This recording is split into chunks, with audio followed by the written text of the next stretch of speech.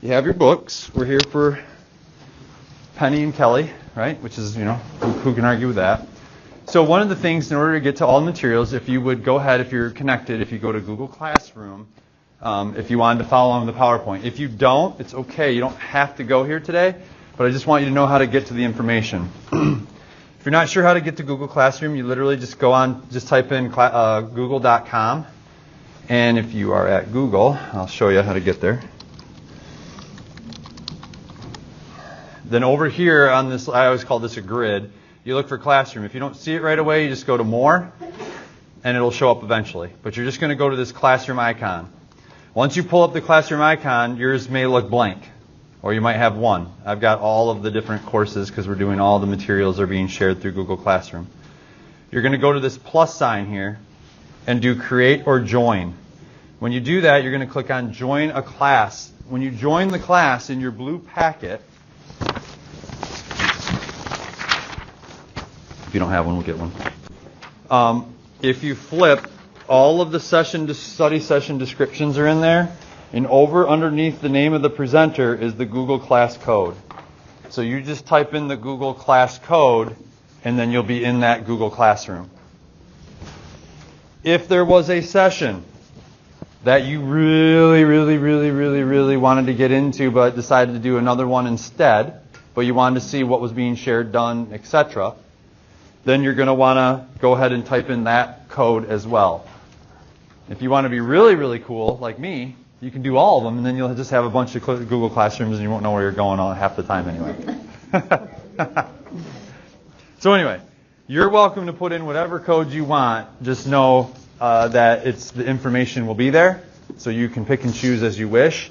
But if you want these PowerPoints or these activities or these sheets where I can legally share them with you, then that's where those resources will be. All right, and that's how you get to them. This will come in again later in the day when we get into the closing session. We'll do this again because those two closing classes have specific resources in them, that problem of practice piece that you're going to need to get into. So at the very least, you'll have 3 classrooms by the end of the day. At the very least. All right. Any questions on that and accessing the Google Classroom? I tell you all that, I start with that just to make sure you're comfortable with how to get to the PowerPoint, because you might be thinking, wow, I wish I could follow this PowerPoint here, etc. So for me, and then once you do that, once you join the class and you're in, then it should be listed here, and you should just be able to click on it and move forward. So I get a kick out of Google, right? Google knows a little bit about us, more than we're ever comfortable with, but it's just the way it is, I guess, and we're just becoming more accepting of it. But it completely picks the graphic based off the title, right? So this whole quest to engage and empower, look at the graphic it gave me, right? It's like so classic. When we get to the going deeper part, you'll laugh about that one too. It looks like a space or a nighttime sky thing. So it's just funny how they're matching these keywords to their backgrounds. But that's why it's this background, not because I strategically picked it. Google picked that out for us. So if you go into that, you can pull up the PowerPoint, and it's exploring 180 days overall. Okay? So if you had access and you wanted to get to that, go ahead and work toward that. If you're not there quite yet, again, go ahead. If you don't have a computer up and you're not worried about it, perfect. That's fine too. Right? We'll just be talking through some of these different pieces and resources and working forward. All right. So enough about that. So again, my name's Mark Raffler for the few new folks that came into the room. I'm the ELA and Social Studies consultant here at Kent ISD.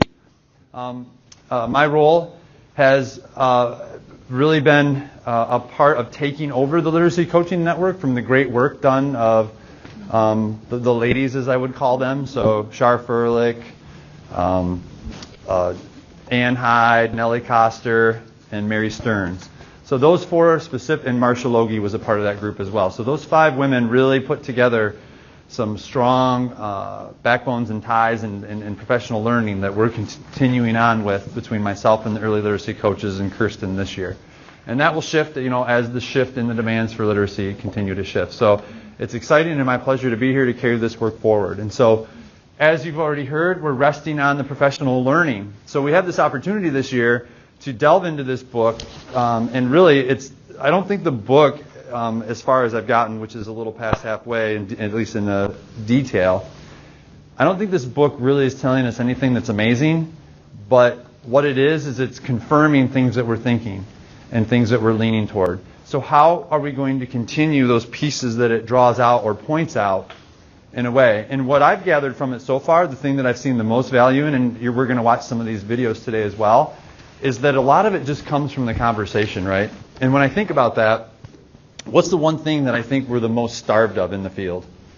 Right? That collaboration, right? That's why I think this Literacy Coaching Network is such an amazing piece, because it's an opportunity to just come and have a conversation. Here's what I tried, here's what didn't work, right? And you're doing some of that in the context of the prompts. So this morning it was, what's your hope for LCN? Well, your hope for LCN is going to have somewhat to do with what's going on in your classroom. So it's naturally going to lead to that. But I think there's so much power and value in having that conversation, because we're always wondering, is this the right thing? Is this the wrong thing? Is this the best thing? How do I know the impact I'm having? How quick should I make adjustments? All those things are going on in our brains a million times a second, let alone over the course of a day. And so to have a chance to take a time out, to dialogue, to actually bounce some ideas off people, and I think that's what you probably already had a feel for. But as we go through the PowerPoints today, and we're going to just kind of set the stage for that, I think that's what I see between the two of them. And having talked to them individually, never in a group of three, me and the two of them, but having talked to them individually, I'd say that what I hear them speak to when they've come to speak around other topics is that that's something, as they were building it, that they didn't even realize that they were going to enjoy.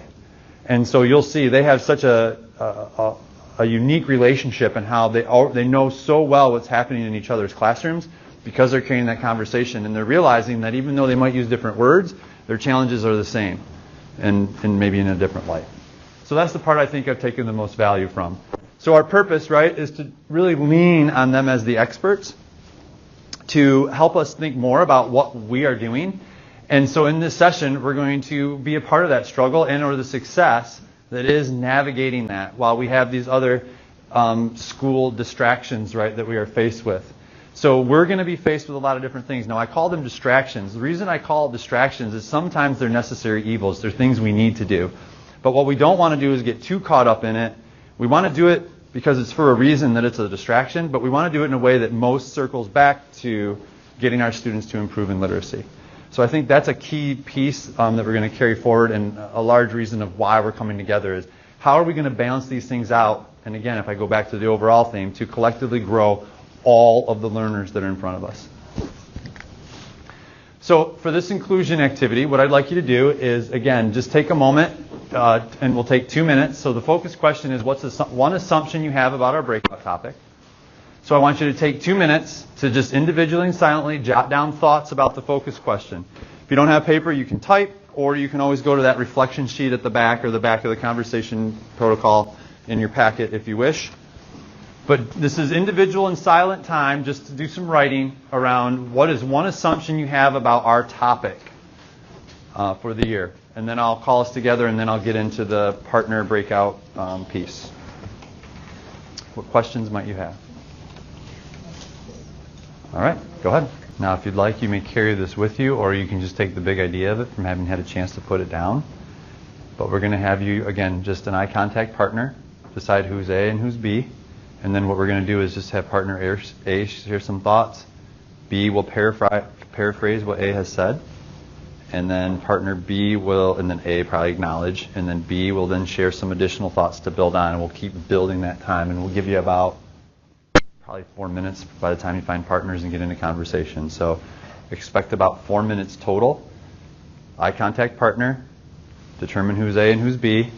And then in the conversation, it's share some thinking. Then paraphrase back, obviously acknowledge, back and forth. Okay? What questions might you have around that protocol? All right, go ahead, and we'll get back together in about 4 minutes. Yeah.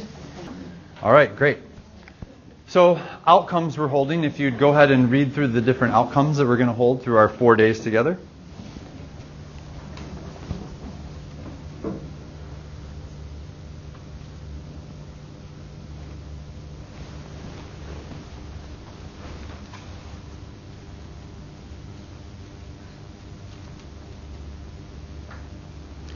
And most specifically today, we're going to delve into that first one around the identifying instructional beliefs, routines, and philosophies. Obviously, that will overlap as we get into those other pieces. But that's the one that we're going to focus on the most for this first time. The second time, we'll get more into that second bullet, and the third bullet, the third time, And probably that feedback and evaluation will fit throughout. So based on how quickly we can get through that, the way I've structured it for the most part is that we're going to scaffold through the book and the resources during this morning time to kind of just get you into some of the conversation around the big ideas of it. And then I'm hoping that with the deepening portion that you can start actually getting into working around that and what that would become for you in your classroom or for the group that you're supporting overall. So our agenda this morning then leads us to, we're going to just lightly touch on the reason/structure for this book.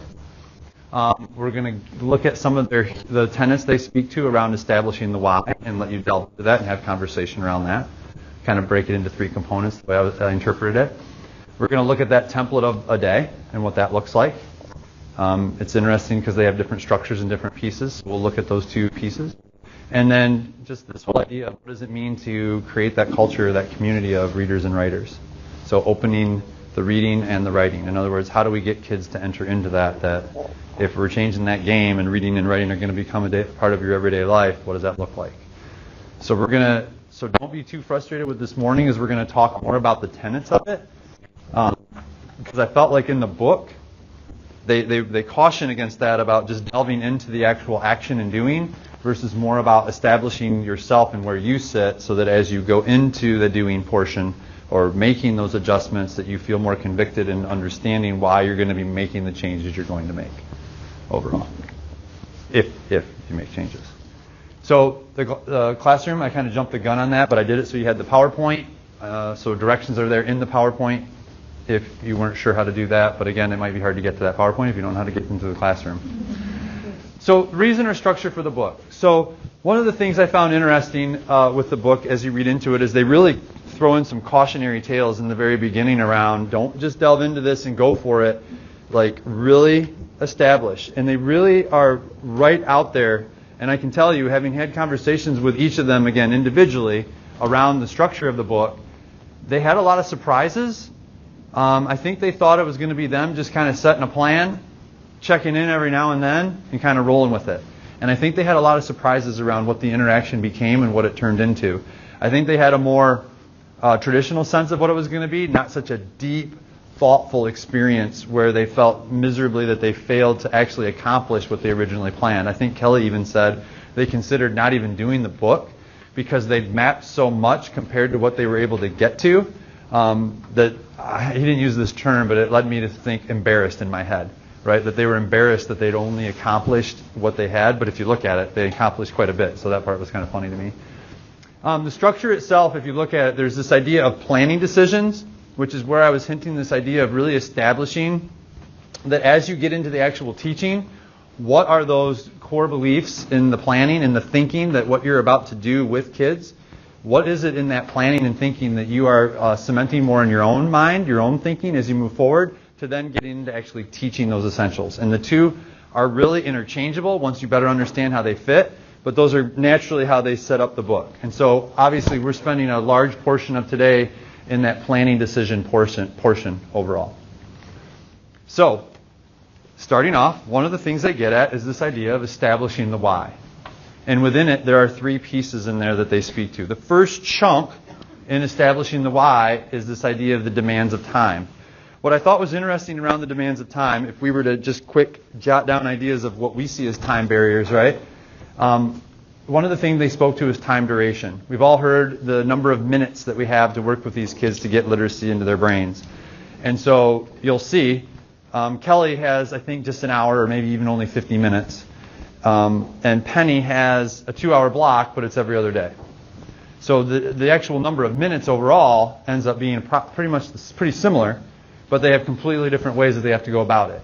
But one of those demands to really consider is what is the physical time that you have with your students? And based on that, that's going to have a whole lot of implications around what this book means and or how you take this book forward. The other piece they spoke to was that idea of a syllabus or pacing guide. I thought this one was interesting, and I can hardly believe I'm saying this, but I'm going to, and I don't know quite how I would go about this, but one of the things about it, I think they speak about it in, I guess I'll say the word annoying light. They speak to the idea of this pacing guide or this syllabus as annoying, if you will. And I get that, and I understand it, and it does seem like just another mandate from above.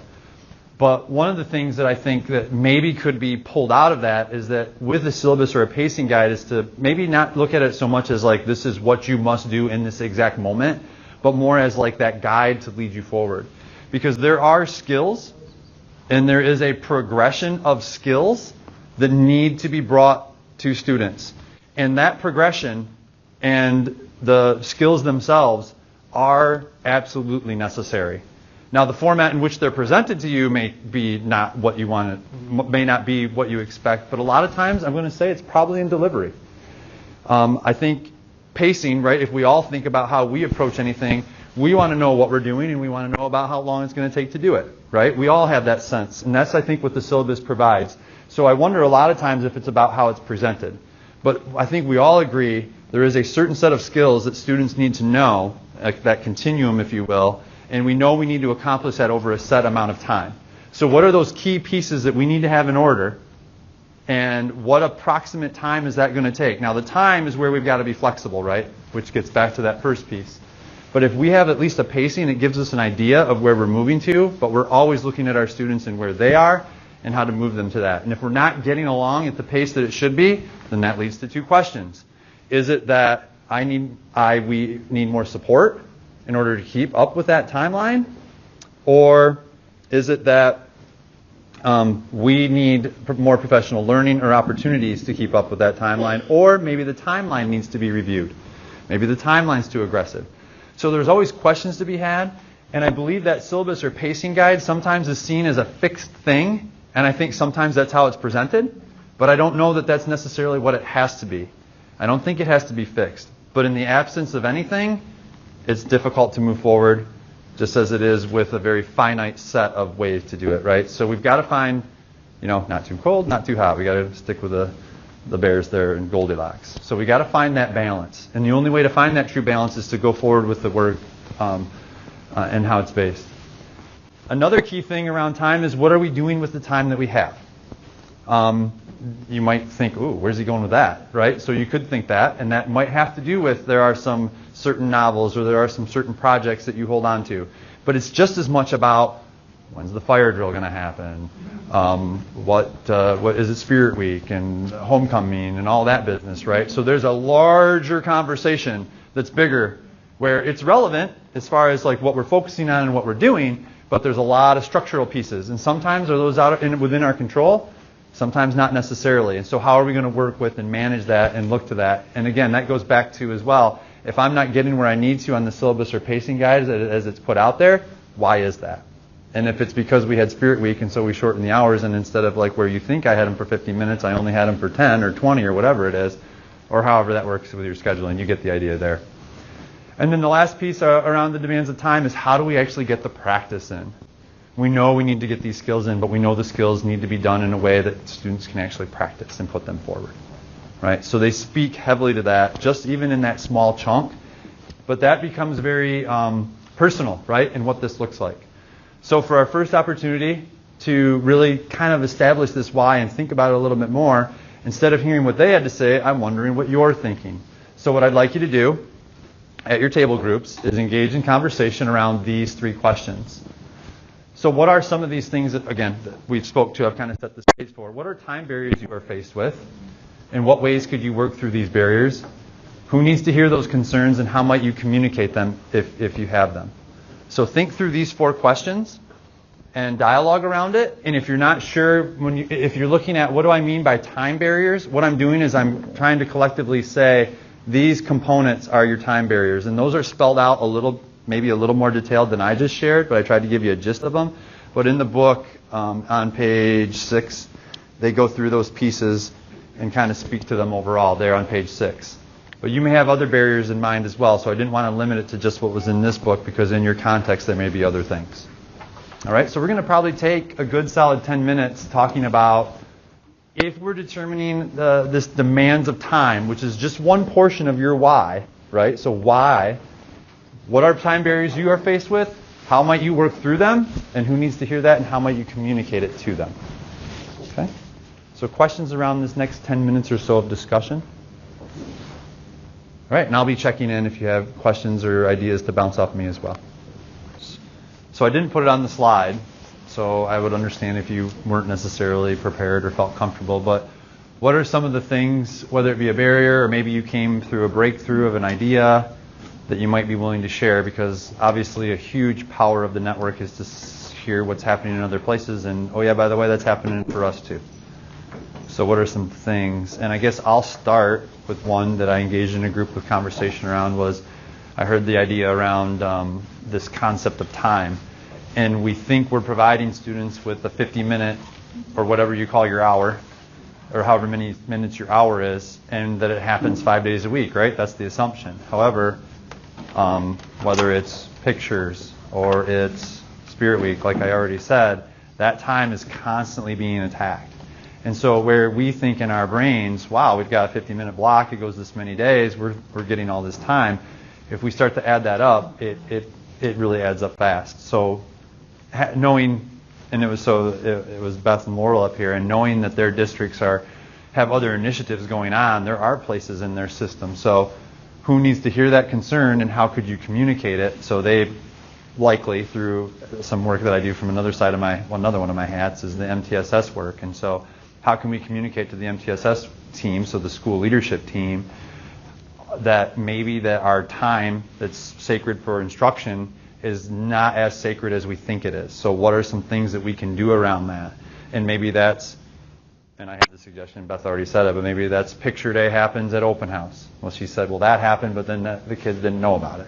So nobody showed up. Well, so that's another communication piece, but that's not your issue in the classroom. You can't burden yourself with that. You just know you need them for 50 minutes, 5 days a week. So that's them to figure out. They didn't get enough kids there? Well, then when else can we do it? Maybe do it before the football game. I don't know. I mean, obviously you're not going to do that, but everybody will be there then. So yeah. So those are the kinds of things that maybe you could think through or have conversation around, and that what that might look like. Any other ideas in the room? And this time I understand if you don't have people that want to share, but be thinking about that, because we'll probably do 2 or 3 share outs just to stick to the nature of that, because I know you guys are dying to hear what's happening, because how many people I just said that and you were like, right here, same with us. So other things that came up that you would like to share. Okay, 1 and then 2. Thank you. The days you have a sub, like today. The days you have a sub, sure. Like, what do you do on those days? Sure. Okay, good question. So out for the group of consideration. Thank you. And I wonder how that pans out, because I know they have subs all the time, Penny and Kelly. Right. So yeah. So one of our time barriers is so literally getting the notebook and putting the notebook. Oh, okay. And actually, but then Christy had a great idea how to make that faster. So now I'm all excited. Okay, awesome, fantastic, great. What's that? Yeah, what's your idea? Yeah. Okay, the way I do it is very filing cabinets. Yeah. It takes forever to get them out. We have 2 cabinets, and A through K goes here, and the rest go there, but it still takes forever. And then you have to give time at the end of the time to put them away. Put them back. So so I had ordered with Scholastic Points these stand tall things, and it came in a couple different colors. So I matched it with their turn-in basket color, but so first hour is red, and there's 3 of them, and I have 3 long groups in my class, and so one person's assigned to come in and pick up their red group, and then I told them they pass it down the row, like they're at a dinner table passing food, and you take yours out, and you go around, and it seems to be working. It takes a little training at first, and then nobody leaves the room until that person, they pass it back, and it's neatly in there, and they put it back on the shelf, and they sit back down, and then they can be dismissed. But it's been beautiful, because I tried the filing thing, and I didn't like it. Okay. I mean, the getting part isn't bad because they're doing it as they're coming into class, but the putting away part, I always forget at the end. I'm like, oh gosh, we need time to put it away. Now they're late for their next class. Sure. So you have like a notebook captain for each of the rows or something? And the perfect world, they bring it to class with them. Sure, right. Yeah. Awesome. And I don't have enough for everybody, but they can do partners.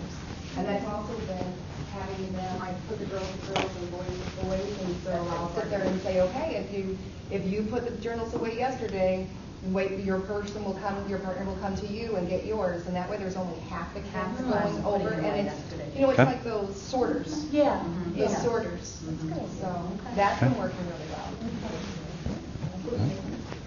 All right. So other thoughts? Okay. So go ahead, please. You're talking about the possible time constraints for the whole class, but also those little constraints for individual students or groups of students. That throws off your trying to get people caught up and making all that those adjustments. Sure. Yeah, so in my conversation with Beth, right, so in that MTSS work, we talk about the ABCs. So absences, behavior issues, and then the last one's course proficiency. In other words, are they successful? So when you think of absences, are they sick or are they just not there? And behavior is if they're naughty, then they're not there. So is that what you're getting at more? Or you're thinking also probably pull-outs, things like that? Yeah. So those are definite things that, again, there's not much you can do about that in your classroom. So that's a more system-level conversation, building-level conversation that says, why are our absences so high? Why are our behaviors so high? And, oh, yeah, by the way, because of that, they're not getting that instructional time, therefore they're not getting as much learning. And it makes sense to say it like that, but until you actually break it down. So, yeah, looking at absences, looking at behaviors as well, certainly. In secondary, the stuff that we do here at Kent is called positive school climate. That's what deals with that. So to make the school an inviting place where kids will want to come to school, so they wouldn't be absent, and it models how they might act or behave so that they aren't naughty. Sorry, first grade teacher, can't help myself. Let's go with it. So, all right, awesome. Other thoughts? Okay. All right, so if things come up, feel free to integrate them. Great. So for this next portion, I'm going to turn you to the book a little bit. So on page 8, they speak to these habits. So the next piece is getting into really establishing within our why, right? We've got to think about some of those physical constraints that we just spoke to or some of the things that are coming at us, but then also what are we actually planning for? So one of the things that comes in is obviously there's a content piece, but then there's also these habits of mind, right? So we talked about that. I've got these strategies. I had to teach the kids, absolutely. But we want the kids to come in with the habits of mind that are going to set them up to be readers and writers overall. So they pull there at the top of page 8 these 8 habits of mind. You can see comes from the National Council of Teachers of English and the National Writing Project. All right, so we want to get these in, and it's, as you see, it talks about fitting across discipline. So I'll let you read that portion. I'm not going to necessarily walk through those pieces. You can see them for yourselves, but I'd like your discussion to include that. And within that, right, one of the things we're asking is if we're looking at that and what the structure might be, we want to make sure we're modeling the habits of mind, right? And a lot of times that's a daunting task. And so fortunately, Penny and Kelly delve into that conversation around what it looks like for them to model. In this video, so this is a good, so stepping out of that little triple track, right? So I put you on page 8, but if you actually would flip back to just after the table of contents.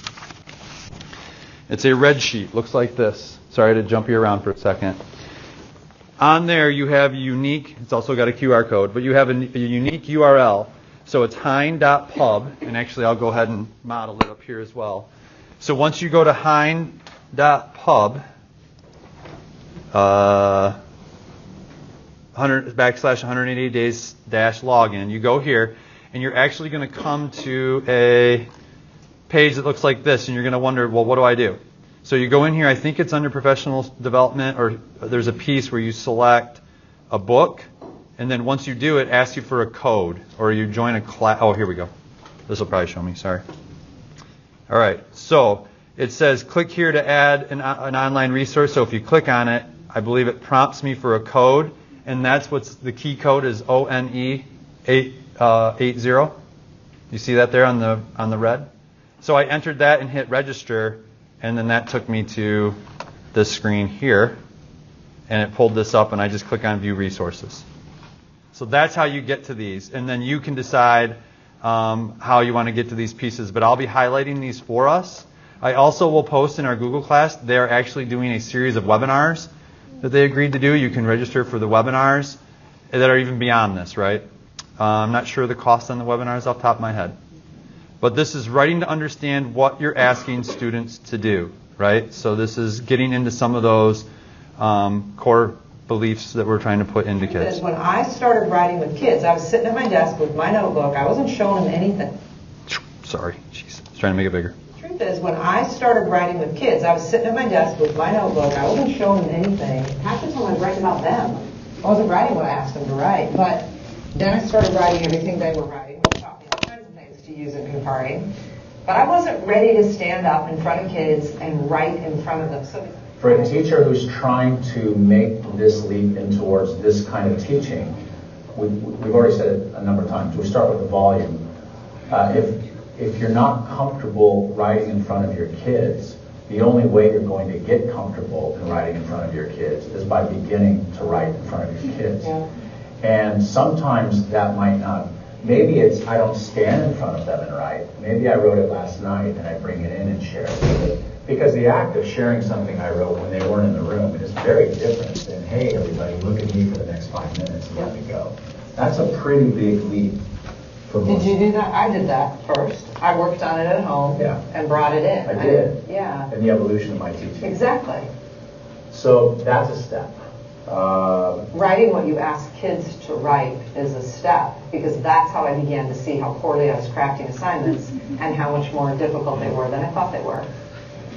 Yeah, I mean, assigning writing is really easy. Right. But I don't think you can really teach it unless you do it. Right.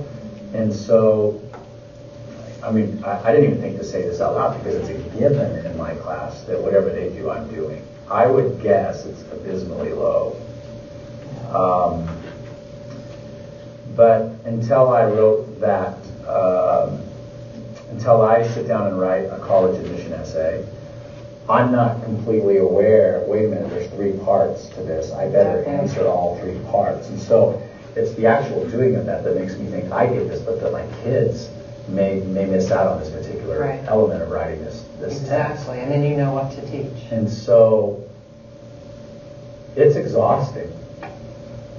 It's exhausting in the sense that, you are doing the same work that your kids are doing on top of being the teacher and all of that, but it informs your teaching. That's not the word I would use. What would you use? I love writing. No, truly.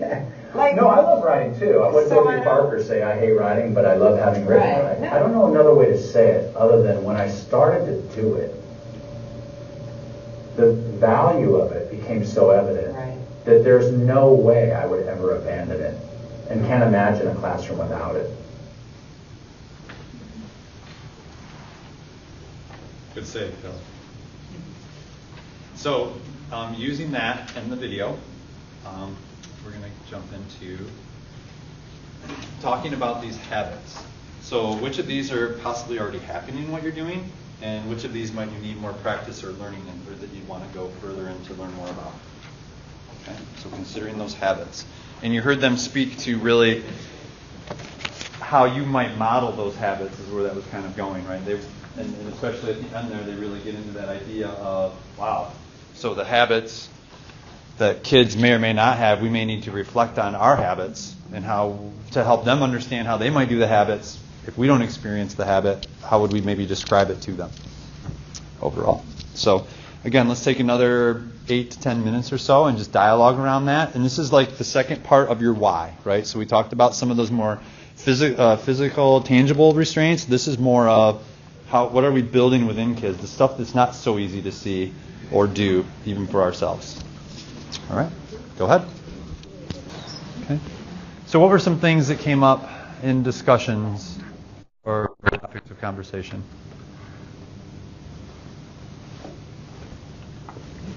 We talked a little bit about how those really connect with the Ottawa County Skills for Success or soft skills that employers are really. Oh, okay, great. So how I really appreciate, and I think that's kind of like you were alluding to earlier, that when they're writing about 180 days and they're trying to be really practical, but then they kind of get on this, maybe it's a rabbit hole a little bit to get to that deeper level of what's actually guiding our classroom practice before we get into what we're doing every day. Yep. And so I really appreciate those that bulletin list. I think those are really good for kids and so transferable to other classrooms in the real world.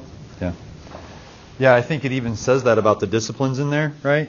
Yeah, a variety of fields and disciplines. And I appreciate you bringing out that career term, right? I hadn't even, obviously it says fields and disciplines. It would assume career in there. But yes, that's a really good point that these are career skills too, right? But that they, and it just brings us full circle to, yes, these skills are lifelong skills, not just scholarly for college skills. These are skills that we're going to use in career and college ready. Thank you. So in the group that I had a chance to delve into, one of the first things we spoke to was this idea of comfort level around modeling the writing. And we got into the conversation of the group working with middle school and saying, well, I do model the writing, but then I've got middle schoolers, right? And so, okay, I could certainly see that. So the idea there was liking the idea of maybe doing a writing in advance and bringing that to the table.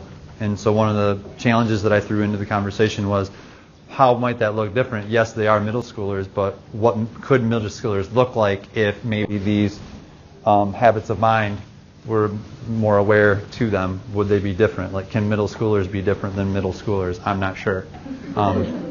But, I've seen work in 3rd and 4th grade classrooms and in other classrooms where kids are talking where people think they're robots because of how they speak and interact with each other, but it's because that teacher's taken the time to really, maybe not these 8 pieces, but some way of interacting and having a dialogue.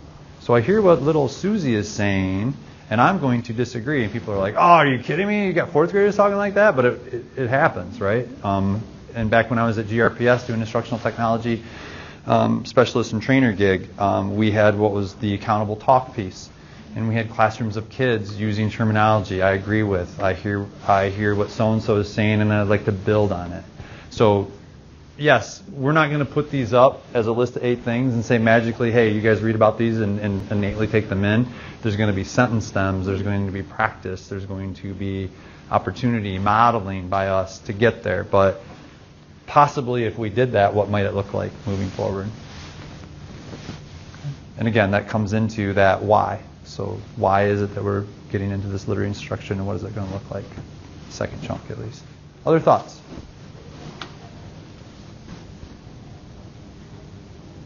Okay. All right, so keep that in mind. I will continue to ask or consider additional thoughts. So our third piece then around establishing the why is getting into the core beliefs. This part is a little larger, and so instead of me having you necessarily read through them, I thought we could get into teams, and I believe there is 10.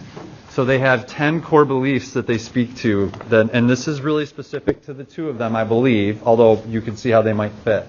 So I'm wondering if we could get in groups of 5 or 6 is fine, but since there are 10, if we then decided who might take what, and if we each took 2 of these core beliefs, so if you see them here, we have on page 9, we believe each academic year is a unique living mosaic. And then we believe there is beauty in our content.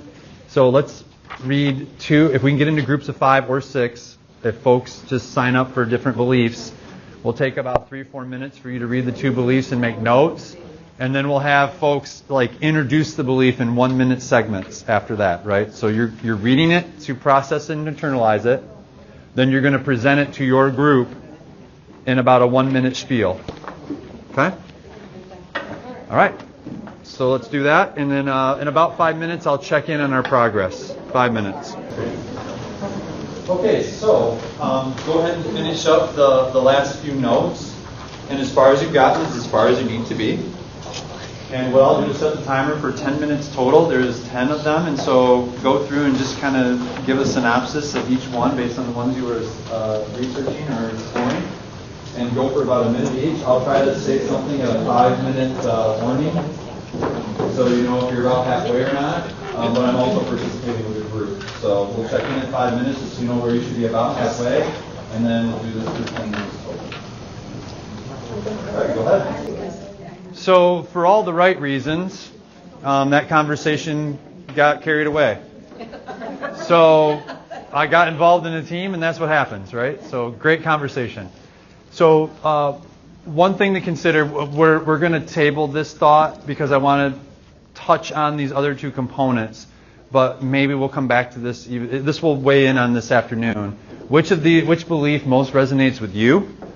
And then which belief will resonate the most or be the most common with your subject area or your team or your department, whatever you're calling it. And so maybe the best way to capture it, so look at those 8 pieces as to how you might engage students, the one we did prior, but these beliefs are how you're going to engage each other. And you need to become a team, which I think is what Penny and Kelly realized. And their last sentence there on page 22, right before closing thoughts.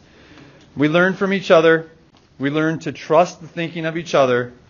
We found more joy in our work. And then, of course, they wish that for every one of you. And so that just says a lot, doesn't it? That just says everything right there.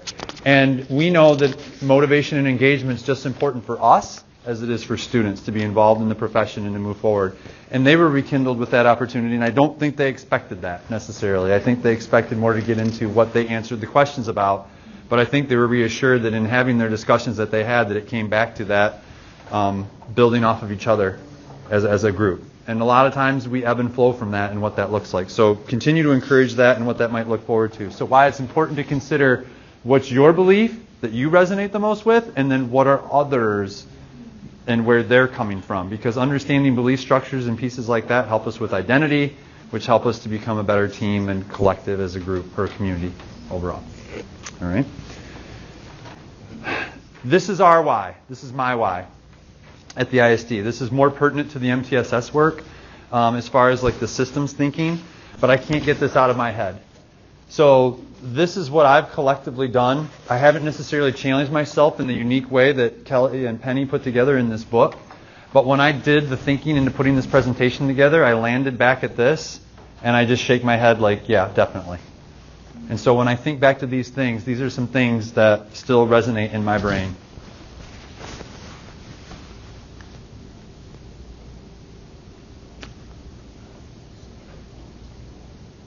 So I'm constantly struggling with this idea that, unfortunately, the way that our society sees education is all about these people that shut the door and overcome all odds. And it's great for movies, but it's so frustrating to me because it's what burns everybody out. And if we shut the door and we go above and beyond, it's awesome. And then all of a sudden, the person that was just killing it, you're like, where'd they go? And they're like, oh yeah, they're out of the profession now. And you're like, oh, really? Wow. You're like, yeah, because they had what they had based off of trying to do it by themselves. So how can we set our systems up so that everybody has that same energy and passion, and we can build off each other and we don't get caught looking around us and there's nobody there? So that's a key piece, and that's what really resonates with me and some of the thinking, again, that's pushed from this. You'll see this again, because when we go into the deepening knowledge, I'm going to ask you to look at what your why is in your classroom. And you may choose, if you're here with a team, to do a department level one. It's up to you. So, a couple more tangible things, right? So that was very philosophical. The next couple pieces around establishing daily practices, two big pieces they speak to, and I'm going to kind of consolidate them due to our time, but template of the day. Kelly offers a template of his day, Penny offers a template of hers. In it, then they say, here's what is important. Grade specific should not matter. So if you are getting down to, oh, well, that might work for freshmen, or that might work for sophomore, or sixth, or seventh, you might be a little too narrow in your focus of how you're setting up your day. Students controlling that pace and focus of the work during 75% of each class. That one's a little scary for me to even put out there, but it's in the book, so we'll play with it, right? We'll play with it. We'll see. We'll see if we agree with them in the end, right? Just because they say it doesn't mean we got to agree with it, but let's challenge ourselves, right? That's a scary one, especially when I said earlier about what I said about like syllabi and rubric. There's something to be said about it. And I think what it gets to, or I'm hoping what it will get to as we get further into the book, is that it's going to say we're still getting to that same end around the skills, but the kids might have different ways of getting there. It might be a different book that they're pulling the theme out of. It might be a different way. I'm not sure, but we want to try to make that connection. So we'll see where that gets us, but that's something they thought in consideration. And then that sequence and timing of moves in that workshop are malleable. So even though we've got this set schedule that every day typically looks like, we can be flexible within it, knowing that we're going to get the opportunity to get that work out there. All right? So I'd like discussion around that, but we're going to package that with how we open. So let's talk schedule, and let's talk how do we open in our classrooms, right? So what does that actually look like? And I think I had a video to show to kind of help set the stage for that. I want to make sure I got the right title.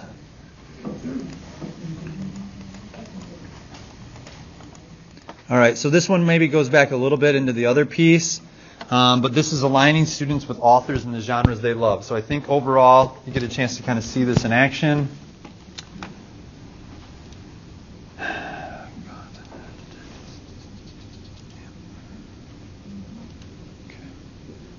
So I was wondering, because I talked to 3 kids, I think, at the same time, and one of them just finished, I think, Lake Erie.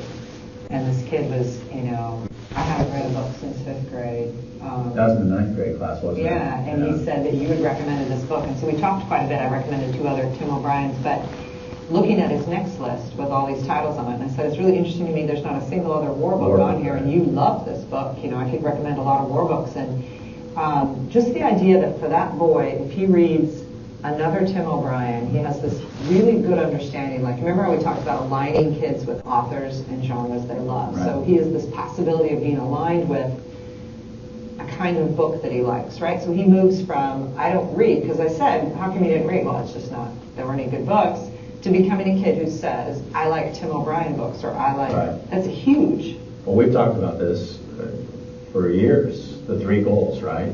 Number 1, increase volume. Right. Number 2, increase complexity. Right. And number 3, align with author or genre. Right. So a kid at the beginning of the year, when you say, who do you like to read? He says, I don't know. Can actually answer that question in May. Okay. So look at schedule.